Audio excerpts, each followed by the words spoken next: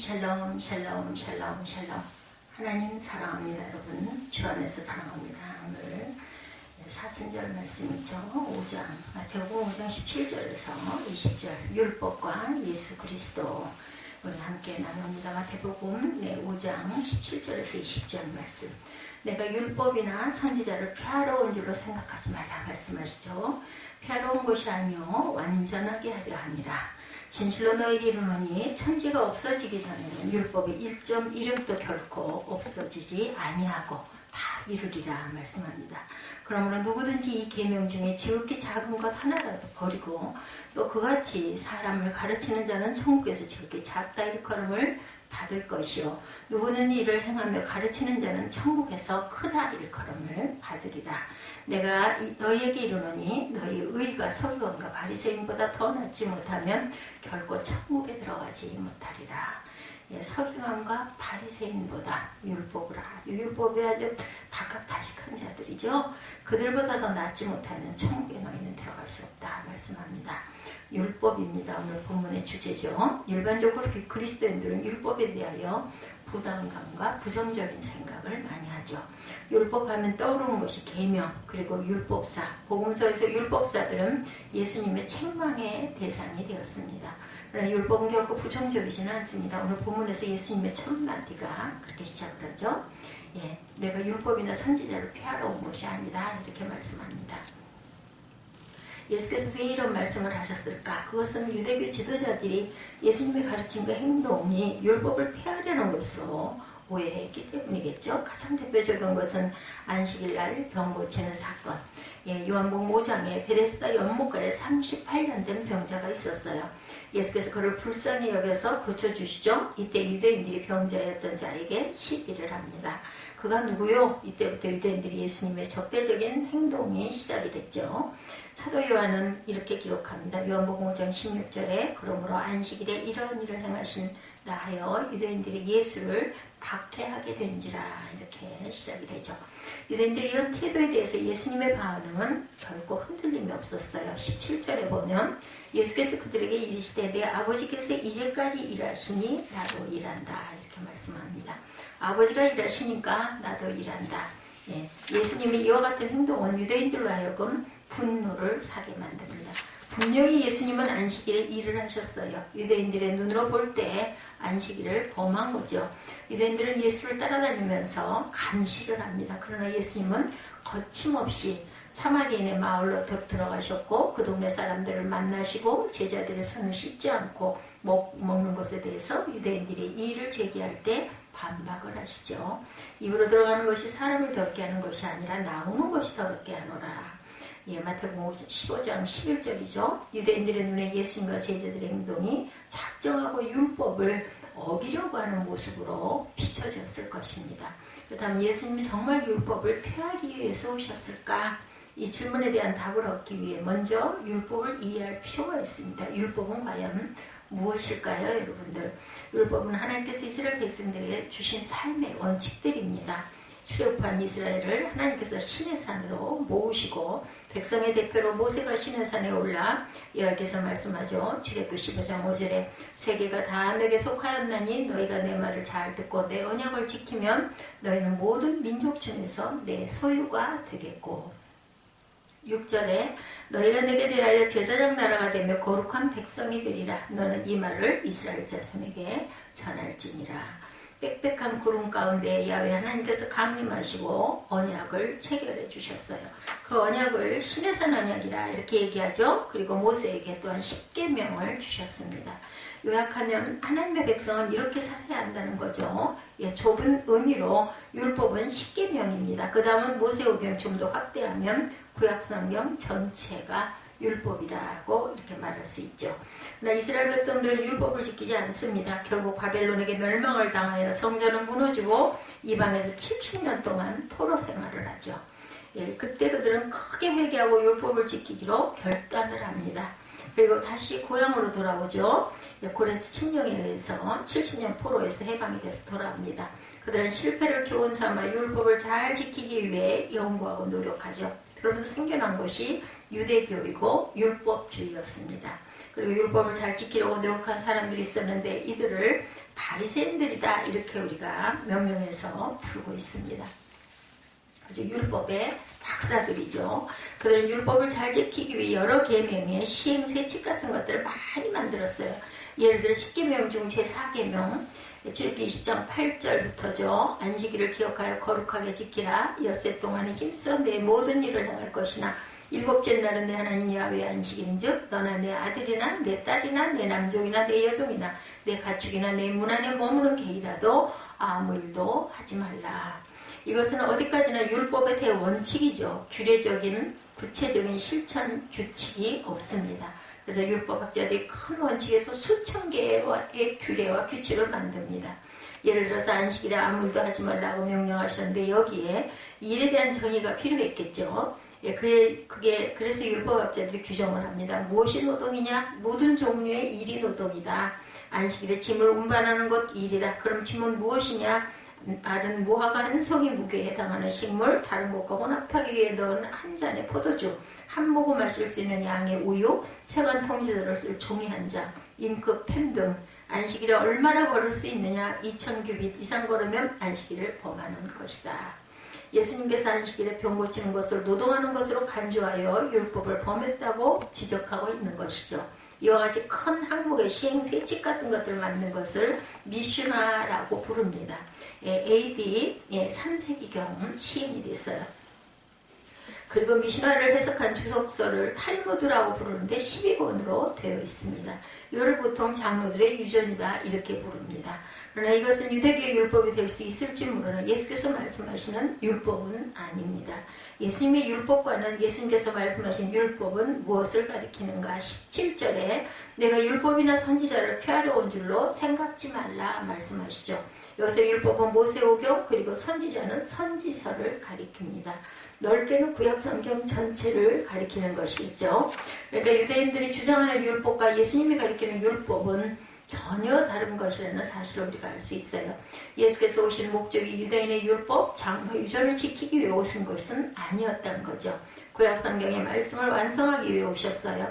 율법이 부족해서 더 채우기 위해 오셨다는 말이 아니고 예수님은 율법과 선지자들의 글을 어떻게 생각하고 계신가. 18절에 보면 진실로 너에게 이르노니 천지가 없어지기 전에는 율법의 1.1획도 결코 없어지지 아니하고 다 이루리라 이렇게 말씀하셨습니다. 이 말씀의 의미로 요약하면 구약의 율법은 영감된 하나님의 말씀, 진리의 말씀으로 인정한다라는 뜻이 됩니다. 디모데후서 3장 16절에 모든 성경은 하나님의 감동으로 된 것으로 라고 말씀하죠. 여기서 모든 성경은 구약 성경을 가리키는 것이겠죠. 당연히 예수님이 가지고 계신 율법과는 구약의 모든 성경 하나님의 감동으로 된 진리의 말씀으로 인정하셨다라는 뜻이 됩니다. 그러므로 1.1획도 결코 없어지지 아니하여야 된다라고 말씀하셨어요. 그러면 예수는 구약의 율법을 어떻게 완성하셨을까요? 예수께서 십자가상에서 마지막으로 외치신 말씀 다 이루었다. 요한복음 19장 30절이죠. 이 말씀의 의미가 무엇일까? 이것은 구약의 모세가 글과 선지자들의 예언대로 하나님의 놀라우신 구원의 계획이 예수 그리스도를 통해서 성취되었다라는 뜻입니다. 십자가에서 죽으심으로 율법과 선지자의 글을 완성하신 것이죠. 이 사실을 히브리서 기자가 증거하고 있습니다. 히브리서 1장 1절에 옛적의 선지자들을 통하여 여러 부분과 여러 모양으로 우리 조상들에게 말씀하신 하나님이 이 모든 날 마지막에는 아들을 통하여 우리에게 말씀하셨으니 이 아들을 만유의 상속자로 세우시고 그로 말미암아 모든 세계를 지으셨느니라. 이는 하나님의 영광의 광채시오 그 본체의 형상이시라. 그의 능력의 말씀으로 만물을 붙드시며 죄를 정결하게 하는 일을 하시고 높은 곳에 계신 지극히 크신 이의 우편에 앉으셨느니라. 율법서인 모세오경을 믿음의 눈으로 읽어보면 곳곳에서 예수 그리스도를 발견할 수가 있습니다. 특별히 레위기의 제사의식은 어린 양 대신 예수 그리스도의 희생을 나타내는 것이죠. 구약의 제사제도는 예수님의 십자가 죽음을 통하여 완성이 되었어요. 선지서들은 믿음의 눈으로 읽어보면 역시 곳곳에서 예수 그리스도를 발견할 수가 있습니다. 특히 이사야 53장의 말씀은 고난의 종으로 오실 메시아에 대해서 너무나 분명하게 예언하고 있음을 볼 수가 있죠. 그러나 율법을 법조문으로 이해하는 바리새인이나 서기관들처럼 율법주의에 빠지게 되고 맙니다.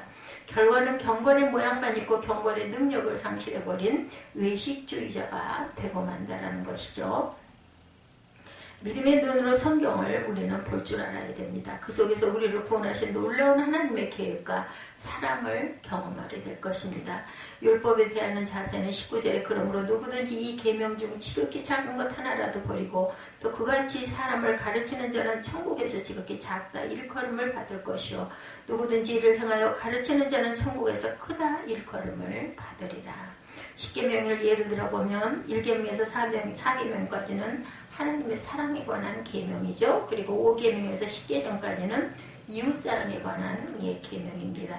분명히 하나님께 대한 계명은 이웃과 관련된 계명보다 큰 계명임에 틀림없습니다. 유대인들은 안식일을 지키는 문제에 대해서 아주 중요하게 생각을 했어요. 그러나 안식일에도 고통 중에 심많은 이웃에 대하여는 무관심합니다. 안식일에 38년 동안 병을 앓던 중환자가 나음을 받아 자리를 들고 걸어간다고 시비를 걸죠. 그러나 예수께서는 책망하십니다. 마태복음 23장 23절에 화 있을진저 외식하는 서기관들과 바리새인들이여 너희가 박하와 회향과 근체와 11조는 들이되 율법에 더 중한 바 정의와 긍휼과 믿음은 버렸도다. 이렇게 말씀하죠. 정의와 긍휼과 믿음은 버렸도다. 그러나 이것도 행하고 저것도 버리지 말아야 할지니라. 맹인된 인도자여 하루살이는 걸러 내고 낙타는 삼키는도다.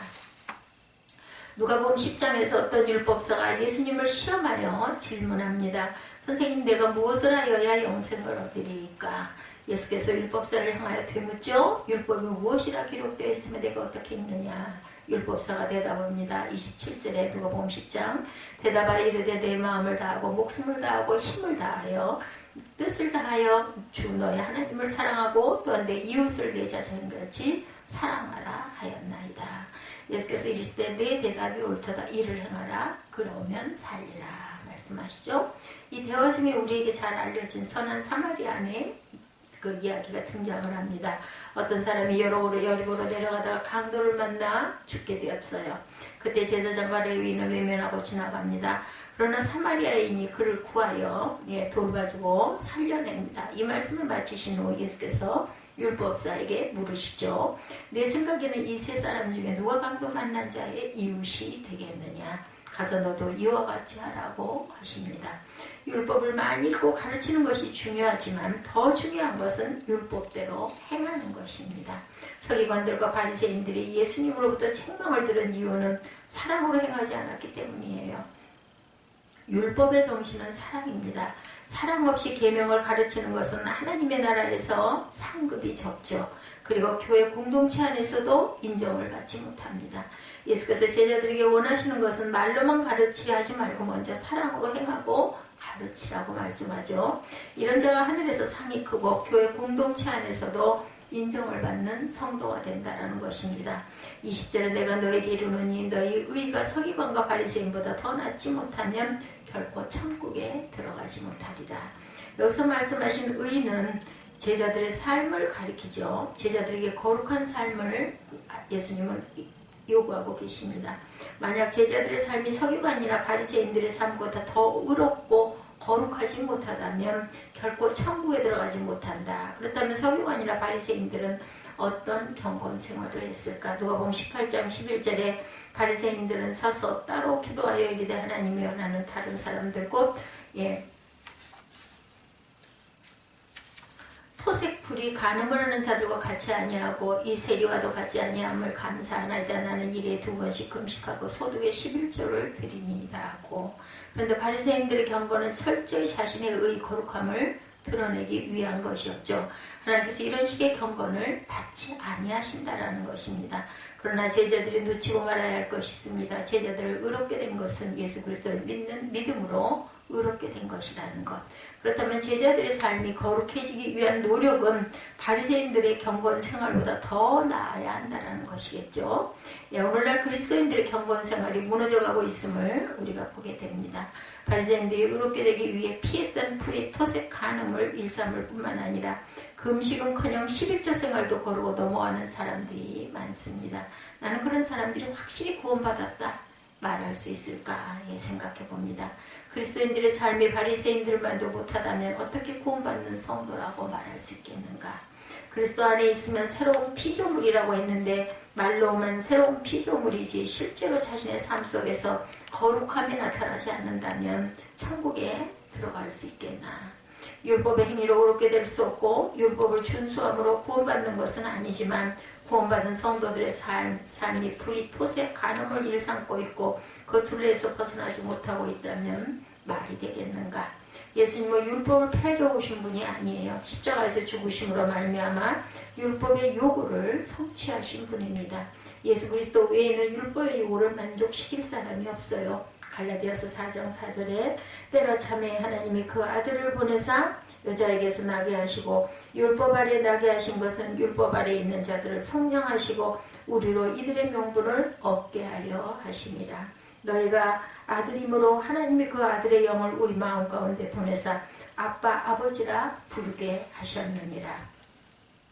예수 그리스도로 말미암아 율법 아래서 자유케 되었다는 거죠. 그리고 하나님을 향하여 아빠 아버지라고 부르게 되었다는 것이에요. 하나님께서는 우리에게 요구하십니다. 내가 거룩하니 너희도 거룩하라. 구원받기 위해 천국 가기 위해 의롭게 되기 위해 율법을 지키는 것이 아니고 하나님의 자녀에게 감사함으로 하나님을 닮아가려는 열심이 있어야 한다는 것입니다. 예, 우리가 어떤 나눔의 시간에 발표하던 한 목사님의 고백을 인용합니다. 다른 사람들이 보기에 자신은 참 경건하게 열심히 살아왔던 것 같다라고 말씀하세요. 화요일이면 동네 어르신들에게 식사 대접을 해드리고 폐지를 모아 팔아서 구제하는 데 사용하기도 했고 열심히 새벽 기도하고 설교하고 교회가 작으니 이런저런 잡일을 다 해가면서 정말 열심히 목회를 해오시는 목사님입니다. 그런데 마음에 기쁨이 없더라는 것이에요. 왜 그런가 자신을 돌이켜 곰곰이 생각해보니 자신의 경건과 열심은 하나님을 위한 것이 아니고 사람을 기쁘게 하기 위한 것이라는 것을 깨닫게 되었다고 합니다. 설교하는 것도 성경을 읽는 것도 성경을 가르치는 것도 기도하는 것도 교회 행사나 이런저런 일어나는 것도 일과 실적을 위해서 하고 있는 자신을 발견했다는 거죠. 좋은 소문이 나고 교회가 더 커지고 좋은 목사로 인정받기 위해 정말 부지런히 달려왔다는 것이에요. 강단에 섰을 때 교인들에게 잘 보이려고 더 경건한 척 했다라는 것입니다. 지금까지 교인들을 잘 속여왔다는 생각이 들고 앞으로도 계속 잘 속이면 괜찮은 목사라는 칭찬을 들을 수 있을 것 같다고 고백을 했다고 합니다. 함께 모였던 목사님 사모님들이 모두 공감하고 회개하는 시간을 가지셨답니다. 바로 그 모습이 자신들의 모습이었기 때문이죠. 이런 모습이 과연 목회자들만의 문제일까? 오늘날 바리새인과 서기관들처럼 거칠게 하는 그리스도인들이 정말 많지는 않은가? 겉보기에 주일날 예배 잘 참석하고 헌금도 열심히 하고 봉사도 너무나 잘합니다. 그러나 그 속을 들여다보면 그렇지 않다는 거죠. 그 속에 불의와 토색과 간음으로 가득 차 있을 수도 있다라는 것. 우리가 이것을 바라볼 줄 돌아볼 줄 알아야 되겠다. 과연 나의 진짜 모습은 어떤가? 홀로 조용히 가면을 벗고 자신의 진짜 모습을 들여다볼 수 있기를 바랍니다. 하나님께서 우리를 사랑하셔서 독생자 예수 그리스도를 아끼지 아니하시고 이 세상에 보내주셨어요. 그리고 우리의 죄와 허물을 그에게 담당시키셨습니다. 우리는 아무 공로 없으나 그 큰 은혜와 사랑을 입었어요. 우리를 구원하신 예수 그리스도 주님께서 우리에게 말씀하십니다. 내가 너희에게 이르노니 너희 의가 서기관과 바리새인보다 더 낫지 못하면 결코 천국에 들어가지 못하리라. 우리가 율법을 지켜서 의로워질 수는 없습니다. 오직 율법을 온전히 지킬 수 있는 분은 그리스도 외에는 안 계십니다. 예수께서 친히 십자가의 율법 아래 있는 우리를 성령하셨기에 이제는 그분의 힘을 입어 거룩한 삶의 자리로 나아가야 할 줄 믿습니다. 단지 우리가 할 수 있는 것은 내게 능력 주시는 자 안에서 내가 할 수 있습니다. 이 고백입니다. 우리는 억지로 거룩하게 보이기 위해 계명을 지킬 필요는 없어요. 구속함의 은혜에 감사해서 이 험한 세상에서 복되게 살 수 있는 방법이 바로 계명을 지키는 것이기에 자발적으로 지키려 해야 합니다. 이제 우리도 가면을 벗고 주님 앞에 솔직해질 수 있기를 바랍니다. 우리의 발걸음을 돌이킬 수는 없어요.